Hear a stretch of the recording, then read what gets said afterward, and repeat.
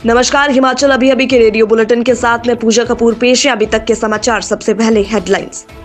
Universal carton पर कानूनी पक्ष देख रही सरकार, ठियोग के बागवानों को सीएम सुक्खू ने दिया आश्वासन।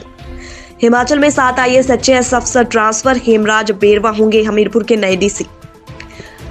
मनाली जाने के लिए देना होगा ज्यादा टैक्स, 10% रेट बढ़े, डोहलू नाला टोल पर लगा नया चार्ट। शिमला में सत्यपाल जैन बोले, संविधान पर सवाल उठाना गलत, राहुल को माफी मांगने का मिला था मौका। स्वास्थ्य विभाग में रखे आउटसोर्स कर्मियों का अनुबंध खत्म हुआ तो पहुंचे सीएम के द्वार। रामपुर में लैंडस्लाइडिंग से रोड ब्लॉक, सड़क पर गिरे बड़े बड़े पत्थर, 2 गाड़ियां और बिजली की तारें क्षतिग्रस्त। अब समाचार विस्तार से। सीएम सुखविंदर सिंह सुक्खू ने कहा कि राज्य के बागवानों की आर्थिकी सुदृढ़ करने के लिए प्रदेश सरकार ने कई महत्वपूर्ण कदम उठाए हैं।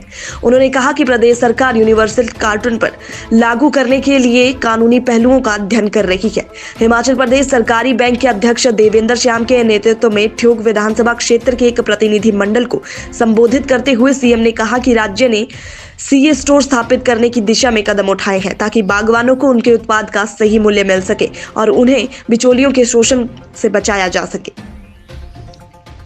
हिमाचल प्रदेश की सुक्खू सरकार ने आज 7 IAS HAS अधिकारियों को ट्रांसफर किया है। अतिरिक्त कार्यभार भी सौंपा है। सरकार ने हेमराज बेरवा को हमीरपुर का नया डीसी नियुक्त किया है। IAS अधिकारी सुदेश कुमार मोगटा को नेशनल हेल्थ मिशन में MD के अतिरिक्त कार्यभार सौंपा गया। उनके पास रेवेन्यू और डिजास्टर मैनेजमेंट के विशेष सचिव का कार्यभार भी पहले से ही रहेगा। इसके अलावा HPMC के प्रोजेक्ट डायरेक्टर का भी वे कार्यभार देखते रहेंगे। ललित जैन ने सरकार से सिविल सप्लाई कॉर्पोरेशन में MD का अतिरिक्त कार्यभार सौंपा। डॉक्टर स्वाति गुप्ता को AC2 DC सोलन ट्रांसफर किया गया। मौजूदा समय में SDM सलूनी थी। टूरिज्म सिटी मनाली जाने के लिए अब लोगों को ज्यादा टोल टैक्स भरना होगा क्योंकि एक बार फिर टोल रेट बढ़ गए हैं। आज 1 अप्रैल से नई दरें भी लागू हो गई हैं। डोलू नाला टोल प्लाजा पर नया रेट चार्ट लगा दिया गया है। Chandigarh Manali national highway authority द्वारा डोलू नाला टोल प्लाजा पर 1 साल में तीसरी बार टैक्स की दरें उनमें इजाफा हुआ है। अप्रैल 2022 में टैक्स 30 रुपए से बढ़ाकर 35 रुपए कर दिया गया है। दिसंबर माह में एकदम से इसे बढ़ाकर 75 रुपए कर दिया गया। अब नया वित्तीय वर्ष शुरू होते ही टैक्स में 10% रेट बढ़ा दिया गया है। अब कार चालकों को 75 रुपए की जगह 80 रुपए चुकाने होंगे। से समाचार ब्रेक के बाद। आपके स्वास्थ्य का प्रहरी श्री बालाजी हॉस्पिटल, कांगड़ा, हिमाचल।